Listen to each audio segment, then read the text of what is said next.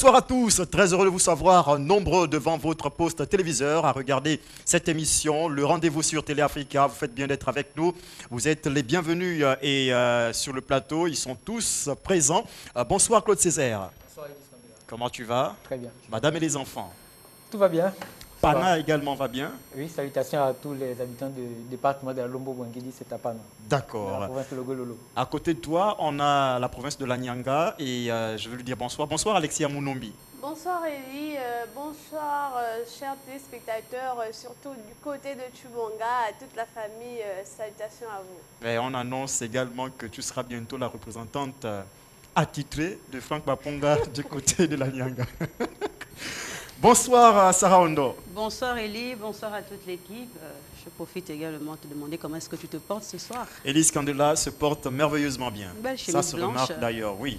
Alors, je profite ici à souhaiter un coucou à Daniel qui nous regarde, très fidèle à l'émission. Et également, voilà, je n'oublie pas de tout mon cœur, PVC, Prunelle Vanille Carter. Voilà. PVC. Oui. Bon, je pensais que c'était... Autre chose, non. Le PVC, quoi. Oui. Bonsoir Chelsea Tuntum. Bonsoir Elise, qu'on est là, ça va mon cœur? Ça va très bien. D'accord. Alors bonsoir à tous ceux qui nous regardent du côté de Ntoum. Bisous spécial à vous. Je vais bien, je sais. D'accord. Super bien d'ailleurs.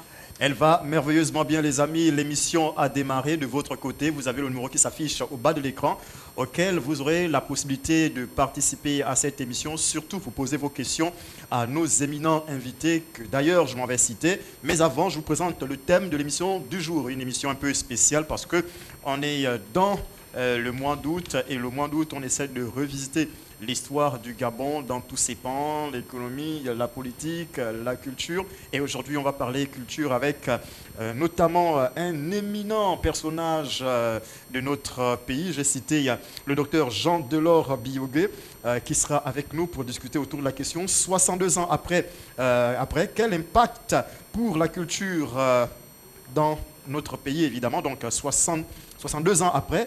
Quel impact pour la culture dans le développement de notre pays, le Gabon? Avec le docteur Jean Delors Biogué, on va en discuter. À côté de lui, il y aura Franck Stéphane Dibo, a.k.a. Baponga, qui est lui un acteur culturel, rappeur, chanteur, manager, producteur. Tout ça, c'est pour lui. Et il a des choses à nous dire ce soir concernant ce thème. Et pour démarrer l'émission sans plus tarder, allons donc du côté de la rubrique de notre amie Alexia Mounombi, la rubrique Carnet Rose, et on revient juste après ceci.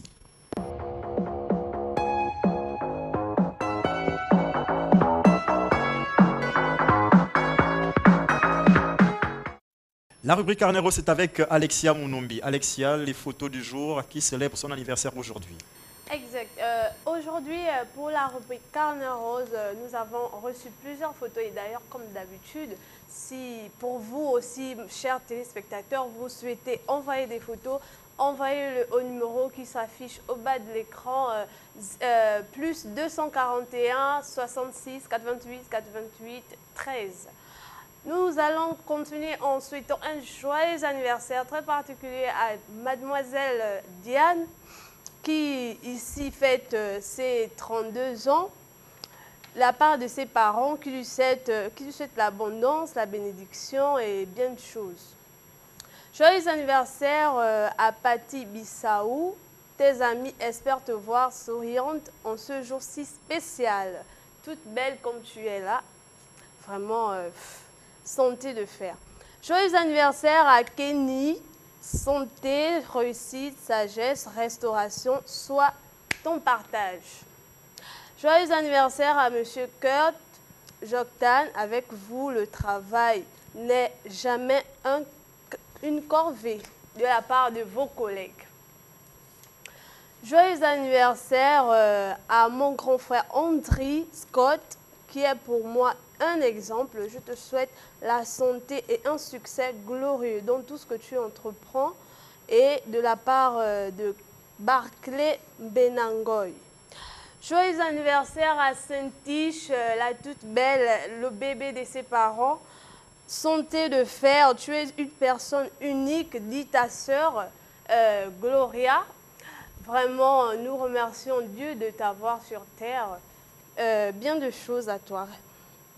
Joyeux anniversaire à Monsieur Sir Axel de la part de tes collègues de Zoé Forêt. Nous te souhaitons le meilleur et surtout le mariage en cette année de plus. Ce sera tout pour la rubrique Carnet Rose pour aujourd'hui. N'oubliez pas, envoyer votre photo ou encore vos photos au numéro qui s'affiche au bas de l'écran. D'accord, merci Alexia Mounombi. Encore une fois de plus, santé de fer. Et Césaire n'aime pas trop cette expression parce que le fer, parfois, il s'use. Le fer peut s'user, naturellement. C'est tout simplement la bonne santé, et voilà. D'accord, voilà. Bonne santé, longévité.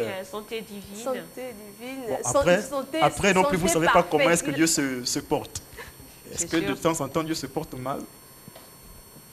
Ah, ça, c'est une belle question. Non, mais je ça. vous pose la question. Dieu se porte toujours bien. Toi qui as dit santé divine, je te pose la question à toi. Mais c'est Est-ce ça que que parlait la dernière fois de la santé divine. Dieu. On ne doit plus dire Non, santé il a de dit, fer. on ne dit plus santé de fer, on dit santé divine. Santé on dit glorieuse. santé Justement, parfaite. Parce que c'est Dieu qui donne vous connaissez la glorieux. santé, vous connaissez la santé de Dieu. Comment il se sent en ce moment? Moi, S'il se sent, personnellement, Il a une santé de s'il se fer. sent mal, s'il se sent... Il a une santé de fer. Parce que la façon dont vous vous comportez dans le monde là, je ne suis pas sûr que Dieu se sente bien. Pourquoi? Qu'il a une bonne Il santé. est Dieu.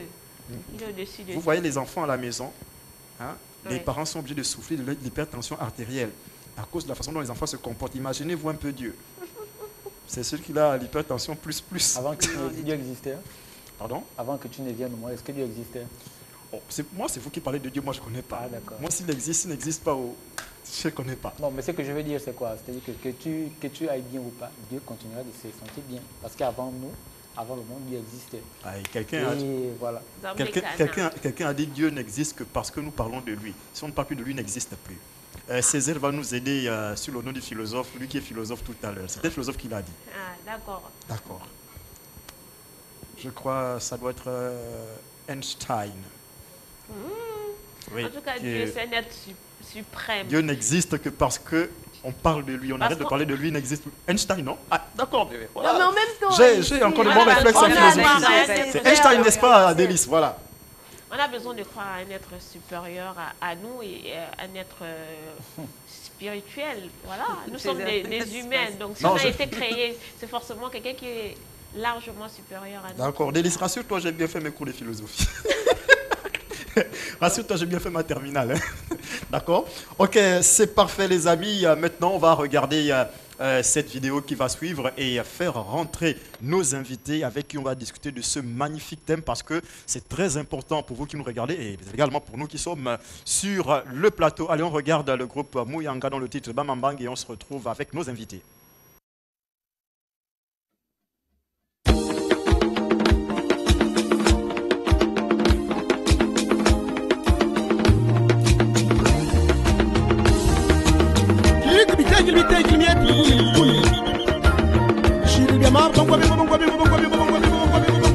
Oh,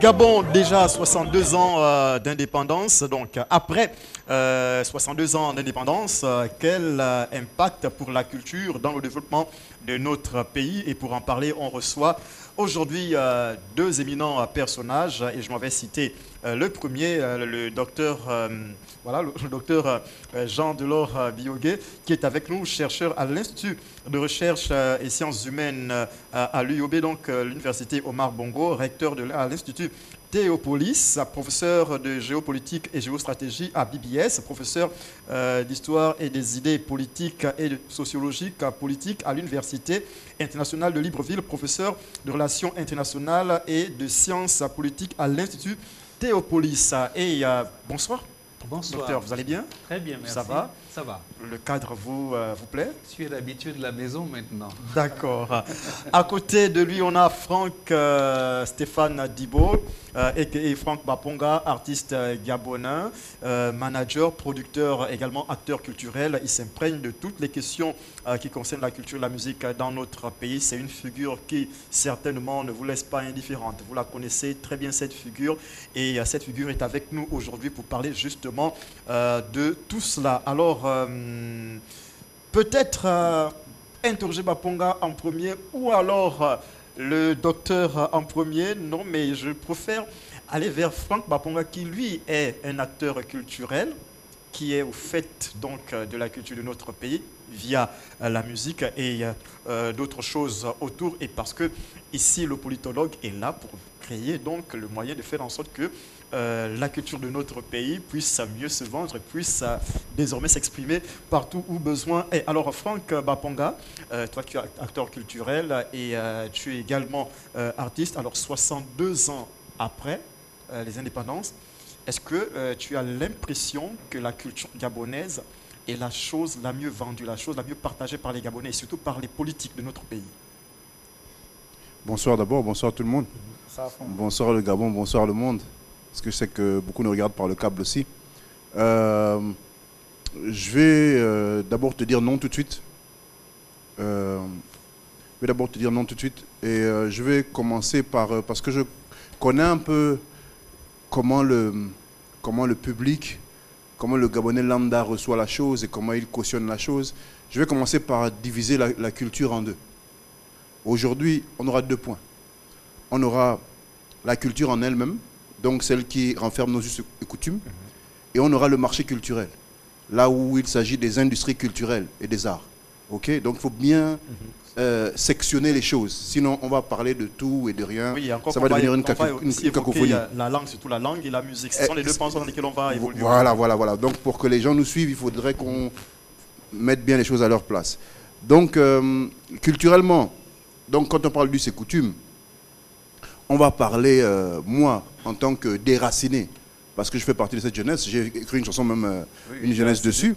Je fais partie d'une jeunesse qui a été phagocytée par tout ce qui arrivait de l'étranger, influencée par tout ce qui arrivait de l'étranger, éduquée par tout ce qui arrivait de l'étranger, et c'est un phénomène qui continue. Okay, donc il y a comme une perte, on est en perte de vitesse lorsqu'on parle de transmission. Okay, il n'y a qu'à voir même la disparition de nos vacances vers les villages. Avant, quand j'étais jeune, ça se faisait beaucoup. Aujourd'hui, ça se fait de moins en moins. C'est de notre propre faute, hein. Tout ça c'est de notre faute à nous. Et après, pour ne parler que de ça, il y a plusieurs autres problèmes qui minent le fait que de génération en génération, on va de mal en pis. Après, on pourra aborder le côté industrie culturelle qui est là vraiment est chaotique. Et donc, voilà, pour ma part, pour l'introduction, je vais m'arrêter là. D'accord. Merci Franck. Alors, je me tourne vers le docteur. Alors, docteur, Franck Baponga venait de dresser son tableau. En tout cas, il estime que ça n'a pas été le cas. Les politiques du Gabon n'ont vraiment pas pensé à la culture. Et moi, j'ai envie de parler avec vous de la langue. Est-ce qu'aujourd'hui, on n'aurait, par exemple, puisqu'on parle d'identité gabonaise, on n'arrive toujours pas à définir, on ne sait pas c'est quoi l'identité gabonaise, elle n'en a pas, on ne sait pas. Et je crois que tout le monde est d'accord pour dire que le Gabon n'a presque pas d'identité. On ne peut pas, décerner que, bon, quand on parle du Gabon, on parle de ceci. Quand on parle du Gabon, on parle de ça. C'est difficile, en tout cas. Et aujourd'hui, la langue, on n'a toujours pas pu trouver le moyen d'avoir une langue nationale qui pourrait faire en sorte qu'on s'impose quand même aux autres, ne serait-ce que sur le plan continental. Alors, vous qui êtes politologue, vous qui aidez les hommes politiques à pouvoir penser le monde. Pourquoi jusqu'ici, on n'a pas, pour commencer avec la langue, on n'a pas pu déjà avoir une langue nationale pour communiquer dans notre pays? Très bien. Alors, je vais rebondir très rapidement sur ce que vient de dire Franck Baponga. Effectivement, lorsque l'on regarde de très loin, on peut dire que pas grand-chose n'a été fait du point de vue culturel, parce qu'on ne voit très souvent que l'aspect émergé de l'iceberg. Mais en réalité, il y a eu un fondement. Il faut dire simplement qu'il y a manqué de conséquences et de suites logiques. Parce que si vous avez en 1959 la création de la radio pour la promotion de la culture et de la télévision ensuite, et que par la suite vous avez la création des salles de cinéma, vous connaissez tous Locomo et bien d'autres dans les années 70, que vous avez la création du musée national et par la suite... Musée que de nom, hein, quand même. Qui de nom, mais qui est déjà un lieu de convergence. Et que vous avez par la suite toute une série de développement de politique nationale, de soutien à la culture. Vous avez la création de l'École nationale des arts et de manufacture. Qui encore aussi elle abandonnée. On va y revenir. Vous avez également la mise en place au niveau de l'ENES d'une structure qui s'occupe des arts et bien d'autres décrets qui ont été mis en place pour le renforcement de l'administration, de la gestion, de la gouvernance au Gabon. On peut dire qu'il y a des socles. Mais il y a eu une absence de volonté politique qui permet de rendre véritablement la culture au centre de l'expression ou de la promotion de la souveraineté gabonaise. Et là, je rejoins à 100% M. Baponga, parce qu'il ne s'agit pas simplement de mettre les textes, de manifester les intentions, de mettre en place des institutions et de ne pas donner du contenu à ces institutions. Le contenu, ça veut dire avoir un statut de l'artiste, on vient de l'avoir récemment, mais le statut doit s'accompagner d'un certain nombre de visions sur la promotion des valeurs culturelles. Et là, c'est là où votre question prend toute sa signification. Pourquoi on ne parle pas d'identité gabonaise en tant que telle? Alors, du point de vue géopolitique, politique et stratégique et même diplomatique, il y a une identité gabonaise qui est définie par les frontières, qui est définie par l'appartenance à la nation, à l'État gabonais. Le fait que nous soyons gabonais, donc nous avons, et effectivement, nous avons donc une identité nationale qui s'exprime du point de vue politique, du point de vue géopolitique, du point de vue stratégique et international, mais en tant que nation, identité nationale, ça pose problème. Et c'est peut-être là la source de notre richesse, parce que près de 52 ethnies, il est très difficile de dire qu'on va construire un État-nation avec toutes ces spécificités culturelles qui complexifient la chose. Et c'est peut-être là aussi la richesse à construire, pas une identité culturelle gabonaise parce que c'est impossible, mais des identités culturelles nationales gabonaises qui peuvent faire justement la richesse de ce qu'on appelle aujourd'hui le Gabon des services. Et là, particulièrement, en délaissant les acteurs du milieu culturel. On n'a pas créé si vous voulez, ces vecteurs, si vous voulez, de promotion de cette culture et permettre l'émergence d'une identité culturelle nationale qui passe par la langue. Alors, quelle langue va-t-on choisir pour promouvoir l'identité nationale? C'est là le problème. Dans les deux Congos, il y a le Lingala. Ça ne pose pas de problème. Ou le Swahili dans l'espèce Afrique australe. Ça ne pose pas de problème. Vous allez au Sénégal, vous avez le Wolof, ça ne pose aucun problème. Le Bambara au Mali, etc. Mais quid du Gabon? Et là, il faut interroger la balkanisation de Berlin, comment les frontières ont été faites et comment on a créé des pays qui vivent ensemble. Comment se fait-il qu'on peut parler le Nzebi au Congo et que la province de l'Ogooué-Lolo et un peu du Haut-Ogooué et le Congo auraient pu constituer une province avec un pays, avec seulement le Nzebi en partage, ou on va de l'autre côté dans le nord, avec la Guinée équatoriale, le Cameroun et le nord du Gabon, oui, qui auraient pu... Oui, c'est vrai que tout cela est certainement complexe, je vous l'accorde, mais est-ce qu'on n'aurait pas pu trouver un mécanisme de faire en sorte qu'il y ait quand même une langue nationale? Enfin, il est question de décisions politiques. Très bien, ça pouvait se faire. À partir du moment où, lorsque vous avez la segmentation des langues au niveau du Gabon, on les classifie en langue proto-bantou, en langue non proto-bantou. Et donc, on aurait pu avoir des, comment dirais-je, une langue qui regroupe à peu près 60% des ethnies du Gabon, qui sont les langues proto-bantoues, dans lesquelles on trouve un certain vocabulaire identique. Et ça, on a ici affaire à un problème, je l'ai dit tout à l'heure, d'absence de volonté politique. Parce que le complexe dans lequel se sont lancés nos acteurs politiques pour pouvoir faire plaisir aux colonisateurs a fait en sorte qu'on tue ce qui était profondément enraciné en nous. Regardez le Pounou, regardez le Nzebi, etc. C'est des langues qui ont à peu près au moins 20% de mots communs qui ont peut-être la prononciation différente. Vous voyez, ne serait-ce qu'un Zambe, un Zambi, etc., etc., ou bien Motu, etc., et bien d'autres, qui pouvaient constituer le socle d'une première langue nationale et une deuxième langue qui aurait pu être également constituée par les peuples qui ne sont pas de langue proto-bantou. Et si je vous posais la question aujourd'hui, est-ce encore possible pour le Gabon d'avoir une langue nationale? Tout est possible à partir du moment où l'État avait encouragé à un moment donné à la création à l'université Omar Bongo de ce qu'on appelle le LUTO, le laboratoire universitaire de tradition orale. Et à l'intérieur, on avait développé justement des recherches pour pouvoir aller vers la création d'une langue. Le père Paul Mbabessola a élaboré plusieurs des réflexions là-dessus en tant que linguiste et bien d'autres. Seulement, nous sommes rentrés dans une espèce de paresse intellectuelle, mais le socle existe. De la part de qui? De vous autres enseignants et chercheurs? Aussi bien de notre part, parce que tout ce qui concerne la recherche dans tout ce qui n'est pas bling-bling n'intéresse pas, et d'autre part parce que les politiques n'ont pas mis les moyens qu'il faut pour permettre à la recherche de faire son travail. Or, aujourd'hui, dans le cas de la mondialisation, on ne peut pas dire aujourd'hui qu'une nation puisse s'exprimer si elle n'a pas une identité culturelle forte. C'est pour cela que les États-Unis d'Amérique ont choisi Hollywood pour promouvoir la langue anglaise, avant qu'elle ne soit imposée comme langue diplomatique. Et la Chine aujourd'hui qui va se servir de son poids démographique et de son poids économique pour pouvoir faire en sorte que le mandarin soit la deuxième langue parlée peut-être après l'anglais.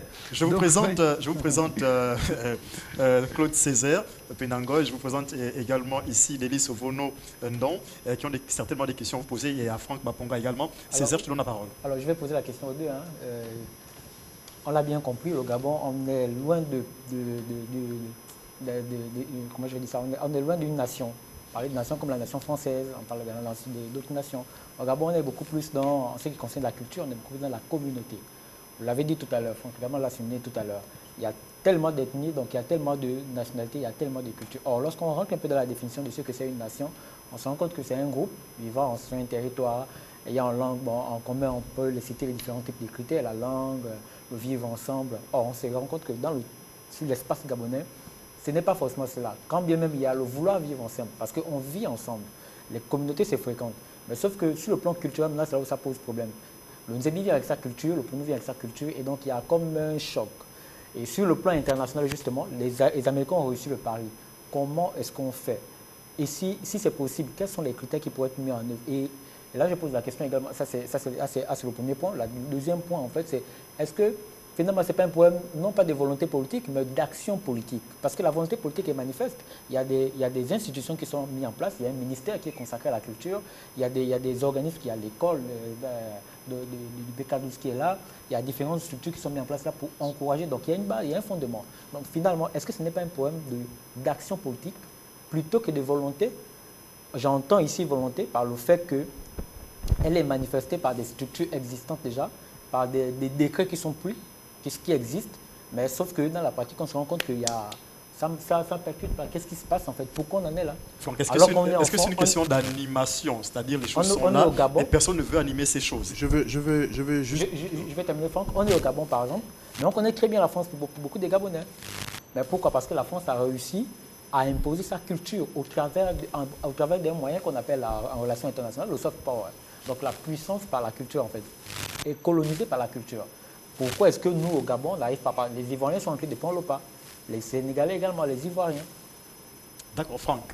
Comment on fait? Bon, je voulais continuer un peu sur l'élan du docteur. Pour dire que dans certains pays, ils ont une langue nationale parce que il y a très longtemps, les différentes ethnies convergeaient vers un point central pour chercher du travail. ils ont trouvé déjà sur ce point-là une ethnie qui était déjà imposée. Et donc, pour trouver du travail, il fallait emboîter le pas. Il fallait parler. Donc, souvent, sur certaines civilisations, ça s'est fait comme ça.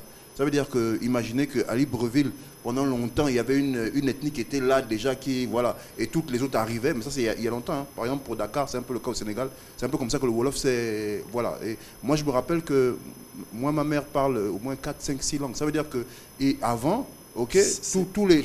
C'est pareil pour ma mère, c'est pas pour mon père. Voilà. Donc, avant, les gens se dépassaient tellement que il n'y avait même pas de barrière de l'ethnie ou de langage. D'abord, moi, j'étais même souvent surpris que en face de ma mère, avec quelqu'un qui parlait enfant, elle comprenait, et puis ma mère répondait en Massango, et lui, il comprenait. Donc ça veut dire que depuis des lustres, il y a des échanges qui se font entre les ethnies, et que si on avait eu ce cas de figure, ça n'aurait causé aucun problème. Si on avait eu une langue pour les échanges, d'abord, même quand on parle internationalement, quand on regarde les civilisations lointaines, là où il y avait des lieux d'échange, là où il y avait des grands marchés d'échange, la langue qui était là, tout le monde est obligé de la connaître. Hein. Et c'est pour ça justement l'anglais s'impose et le mandarin va bientôt s'imposer. C'est parce qu'on parle d'économie. À chaque fois qu'on parle d'économie et que c'est très puissant, on est obligé d'apprendre la langue pour échanger. Donc c'est quelque chose qui n'est pas négligeable. Maintenant, moi je suis d'accord avec le docteur aussi quand il parle de réelle volonté politique.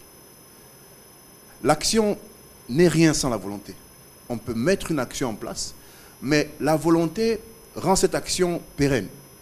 Parce qu'il faut un départ, il faut justement court terme, moyen terme et long terme. Tous les programmes de développement sont vraiment à très long terme. Et donc on ne peut pas poser des actes, juste poser des actes pour des fins politiques, on va parler comme ça, pour des fins politiques, et puis après laisser tomber ce qu'on a mis en place. Parce que les choses sont... tout à l'heure j'entendais le docteur parler des cinémas. Mais moi, j'ai trouvé les cinémas en place et puis les cinémas sont morts devant moi. Moi, j'ai eu le temps de rentrer au cinéma, là, le Como, une fois dans ma vie. Après, c'était mort. Okay? Parce que faisais partie de cette génération qui a connu la fin du Como, la fin du cinéma d'Akébé. Donc, j'ai connu la fin des cinémas. Et j'ai l'impression que même pour ceux qui ont vécu avant moi, Libreville était mieux avant. Maintenant, comment on va parler d'une 60aine d'années culturelles et plus si tout ce qu'on a posé comme base n'existe plus? Donc, pour moi, le bilan, il faut faire un bilan, le bilan n'est pas bon. Voilà, donc on parle d'une réelle volonté politique parce que la volonté, c'est ce qui amène à ce que les choses évoluent et restent pendant longtemps. Denis Sovono. D'accord, merci. Alors, il faut dire que c'est difficile de prendre la parole après de telles brillantes interventions.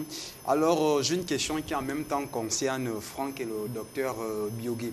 Alors, ma question est la suivante. Est-ce qu'aujourd'hui, si ça sonne comme une utopie, de parler d'identité gabonaise, ce n'est pas dû au fait que malheureusement, je dis malheureusement parce que pour moi, ça ne valorise pas le Gabon, ça ne joue pas en faveur du Gabon. Parce que malheureusement, il y a des ethnies qui sont réfractaires à l'ouverture aux autres, c'est-à-dire qui préfèrent vivre en vase clos, repliés sur eux-mêmes et refuser de façon catégorique de s'ouvrir aux autres. Parce qu'ils se disent peut-être que l'acte de s'ouvrir aux autres cultures va sonner comme le tombeau de leur culture. Au fait, leur culture sera dénaturée et elle va perdre un peu de son authenticité, de son originalité. Est-ce que la difficulté, justement, à parler d'identité culturelle ou des identités culturelles, comme l'a dit le docteur, ne vient pas de cela, du fait que les autres soient justement réfractaires par peur peut-être de se laisser engloutir par une ethnie dite, je vais dire, majoritaire? Alors, il faut dire une chose, c'est qu'il n'y a vraiment pas, en tant que tel, de peur d'ouverture ethnique. Ce qu'il faut voir, comme l'a dit Franck Baponga, en notant le mouvement migratoire avec le phénomène d'imposition d'une langue. Regardez ce qui se passe. La plupart des ethnies du Gabon et des peuples du Gabon sont des peuples issus de l'immigration. Donc nous venons d'ailleurs, nous avons traversé l'Afrique. Et ceux que nous avons trouvés sur place, ce sont des autochtones, des pygmées et autres, qui étaient des sociétés fermées et qui n'avaient aucun moyen de pouvoir justement imposer leur langue à ceux qui venaient les trouver sur place. Donc ils subissaient les groupes qui voyageaient et parce qu'ils désertaient aussi les espaces. Une fois que les nouveaux arrivent, ils se déplacent parce que le nomadisme des populations autochtones a beaucoup été un obstacle justement à la construction d'une langue nationale parce qu'ils auraient dû l'imposer par le phénomène que développait à juste titre tout à l'heure Franck Baponga. Maintenant, lorsque l'on peut ressentir les réticences ethniques ou culturelles de certains peuples, eh bien, qu'est-ce qui se fait? C'est là où la politique et la loi viennent au secours si vous voulez, des attitudes égoïstes et ethnocentriques des peuples, parce que la loi vient imposer un mode de vie.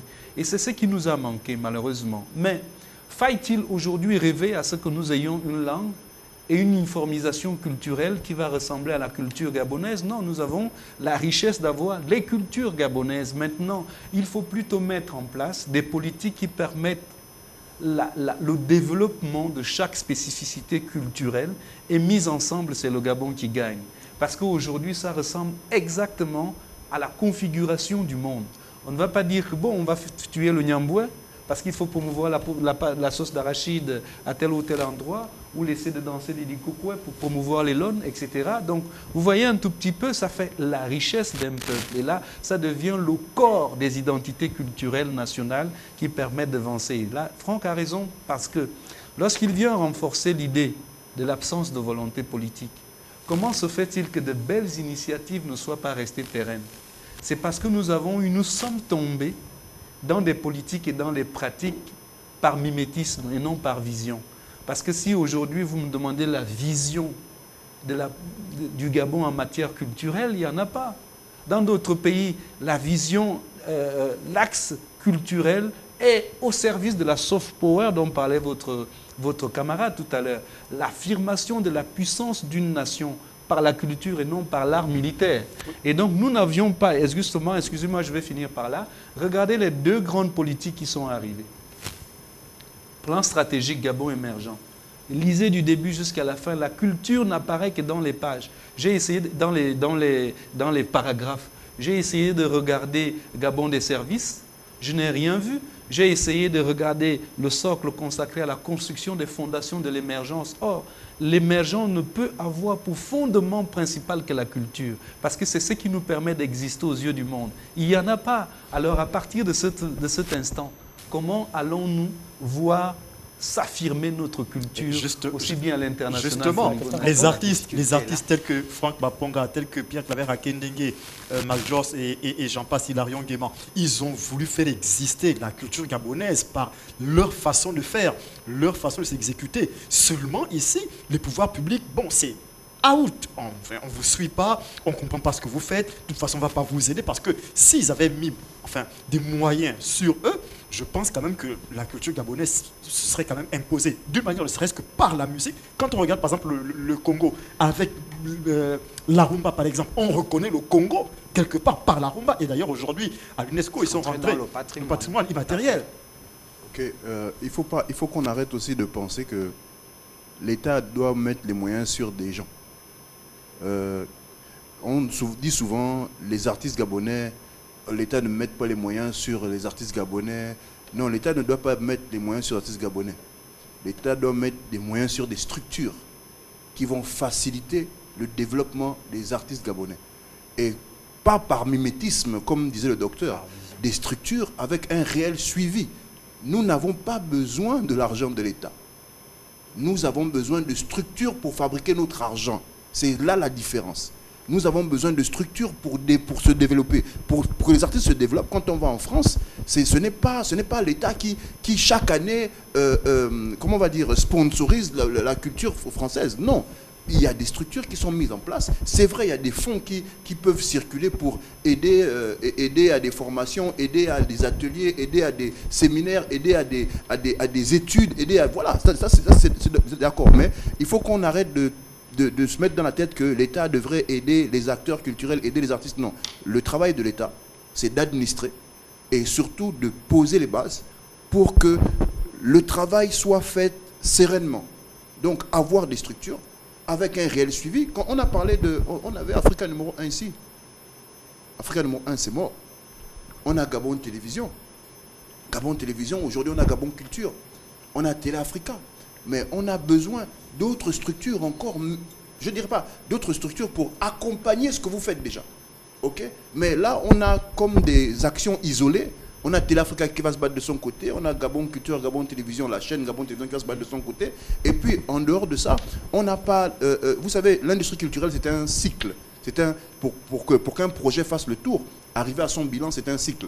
Okay? Il y a des structures qui vont gérer le droit, il y a des structures qui vont gérer les revenus, il y a des structures qui vont travailler pour nous avec des banques, il y a des structures qui vont gérer tout ce qui est formation. On a parlé tout à l'heure de l'ENAM. L'ENAM, aujourd'hui, on n'en parle pas. Donc, vous voyez que sans toutes ces structures-là, nous, on ne peut rien faire. Sinon, si on fait semblant, si vous faites semblant de nous donner de l'argent, cet argent nous sert à quoi? À payer nos loyers, c'est tout, mais ça ne nous développe pas. Okay? Pour que nous, on soit sur un marché international comme tout le monde, il faudrait qu'à la base, quand on regarde la Côte d'Ivoire, okay, ils ont mis les moyens justement sur une politique culturelle. Donc, qui dit politique culturelle, il parle de structure adéquate pour le développement de la culture du pays. D'accord. Docteur, docteur, au regard de ce que Franck Baponga vient de dire, les structures existent. On a posé des bases. Est-ce qu'il y a eu un problème d'animation de ces structures? Comment ces structures devraient-elles être animées? Est-ce qu'aujourd'hui c'est un échec total? Est-ce qu'on devrait refaire les choses, vous en tant que politologue? Est-ce qu'aujourd'hui il y a des choses à proposer aux dirigeants de notre pays pour faire en sorte que tout cela se réveille et que désormais ça aille de l'avant? Peut-être dans la formation du personnel, former les gens pour animer effectivement ces différentes structures-là. Peut-être qu'on se rend compte qu'il y a un manque également. Alors, je pense que le problème est fondamental et ça rejoint ce que je disais, la vision. Parce qu'il faut savoir pourquoi on met les choses en place. Si on met des choses en place pour la pérennisation et pour l'influence, ça a un sens. Et si on met les choses en place pour faire plaisir, comment voyez-vous que toute l'année, une structure n'est pas financée, une structure, je ne sais pas, le ministre, la Direction générale de la culture ou le musée national n'est pas financé, voilà, et qu'il y a une fête des cultures qui arrive, on débloque 1 milliard ou 9 milliards. La fête des cultures en soi n'est pas une mauvaise chose. Mais c'est des activités de promotion qui doivent exister dans un socle solide et qui sont pérennisées pour justement vendre l'existant et donner du sens à l'existant. Donc si vous mettez 9 milliards à la fête des cultures, alors que les structures qui sont créées pour fonctionner au quotidien n'ont rien, pour moi, dans la logique, vous n'avez rien fait. Donc, et aussi, lorsque l'on sait, encore, je rejoins maintenant la dimension fondamentale de la chose, si l'on sait que notre pays doit exister à travers sa culture, elle doit s'affirmer au monde à travers sa culture, on va avoir l'attitude différente dans notre manière de concevoir et les politiques nationales et les mécanismes en matière culturelle et les mécanismes qui les animent. Malheureusement, aujourd'hui, comme l'a dit, noté également Franck, il y a des initiatives éparses qui n'ont aucune logique de cohésion. Je vous disais tout à l'heure, ça ne sert à rien de créer une direction générale de la culture et des arts renforcée alors que les NAM ne fonctionnent pas. Ça ne sert à rien de dire qu'on met en place un programme national de renforcement de la culture alors qu'on a d'un côté le musée national qui ne marche pas, etc., qui, 60 ans après, devrait avoir des démembrements provinciaux. De savoir qu'on a un musée dans le nord du Gabon qui va promouvoir les industries culturelles, enfin les spécificités culturelles des peuples du nord, Masque, Mvet, Biéré et autres, et au sud on devrait avoir dans chaque province les démembrements du musée national qui révèle l'identité nationale de la localité et qui va faire en sorte que l'interdépendance économique en matière culturelle s'installe et que le touriste qui vient au Gabon ait envie de faire le tour et pas seulement de s'arrêter à Libreville. Donc, de ce point de vue, il n'y a rien dans ce musée. De ce point de vue, il y a un statu quo regrettable qui veut dire que 60 ans plus tard ou 62 ans plus tard, il y a encore du chemin. Après, il y a l'animation, le leadership, évidemment, de ceux qui sont placés à la tête de ces structures. Qui plaçons-nous à la tête des structures ? Est-ce que nous allons dans le sens de la satisfaction des copains à qui il faut trouver un emploi ou réellement des gens qui ont été formés pour pouvoir animer ces structures? Et c'est là où les capacités du leadership de ceux qui animent ces structures et qui sont capables d'innover en permanence pour s'adapter et de créer des idées qui font promouvoir l'identité culturelle, c'est là ça a tout son sens. Personne n'avait entendu parler d'un certain nombre de pratiques culturelles du Gabon avec Père Paul Mbabesol n'arrive avec sa fête de culture à la mairie. Donc ce qui veut dire que le leadership a toute sa signification. Personne ne peut savoir que dans telle ou telle langue du Gabon, on dit ceci avant que Franck Baponga ne chante ça dans sa langue en promouvant un simple mot d'une langue nationale qui dit « Ah tiens, donc ça existe ». Donc vous voyez un tout petit peu ces opportunités qui s'offrent à nous. Et là, j'enfonce le clou. Regardez toutes les lois des finances de ces 15, peut-être 20 dernières années. Quelle est la place de la culture et quelle est la vision qui s'y rattache? On crée l'agence que dirigeait là sur le cinéma, je ne sais même plus trop là. Aujourd'hui, l'IGIS, avant c'était le Sénassi. Alors, on crée et puis tout d'un coup, il n'y a plus rien pour faire fonctionner. Il n'y a pas d'espace de production cinématographique. Les autres ont Nollywood au Nigeria. Ouais. Donc, qu'est-ce qui nous caractérise, nous, ici? Est-ce que c'est la faute des acteurs? Ce n'est pas la faute des acteurs. C'est l'État qui crée et qui suscite des vocations, qui suscite des envies d'adhésion et qui suscite une émulation en matière de création artistique. Et ça, il n'y a pas. Je vais créer une chanson si je sais qu'il n'y a personne. Il n'y a pas d'endroit où je vais aller tourner mon clip. Ça ne sert à rien que je la crée. Et il y a donc une thésaurisation des initiatives culturelles qui fait qu'on ne peut pas exister puisque tout ce que nous n'avons n'existe que d'idées dans notre tête, mais ne peut pas se matérialiser. Alors Franck, comment est-ce que tu as fait pour exister durant tout ce temps avec tout ce que le docteur vient d'énumérer? Bon, je pense que c'est d'abord une affaire de passion. Moi, j'ai raisonné un peu à l'envers. Très tôt, je me suis dit, si dans mon pays, je n'ai pas ce que je devrais avoir pour exister en matière de structure, culturellement, je veux dire, je vais me comporter comme si j'étais dans un pays qui avait toutes ces structures. En fait, c'est comme quelqu'un qui vit dans une utopie, c'est comme quelqu'un qui vit dans un rêve. J'ai dit, je vais me comporter comme si je vivais dans un pays où il y avait toutes ces structures. Donc, en fait, je me suis imposé une discipline qui m'aide partout où je vais, une discipline, un comportement, un état d'esprit et surtout une idée d'entrepreneuriat. Donc j'ai calqué un peu sur ce que faisaient les autres et voilà, j'ai pu bâtir au fur et à mesure que j'y ai avancé. Mais c'est parti d'une décision. C'est parti d'une décision et je me suis dit aussi, s'il n'y a rien, je peux faire quelque chose. Je ne me suis pas dit comme certains de mes collègues à l'époque, ici il n'y a rien, je vais partir. Je me suis toujours dit, bon, s'il n'y a rien, ça veut dire qu'il y a des choses à faire.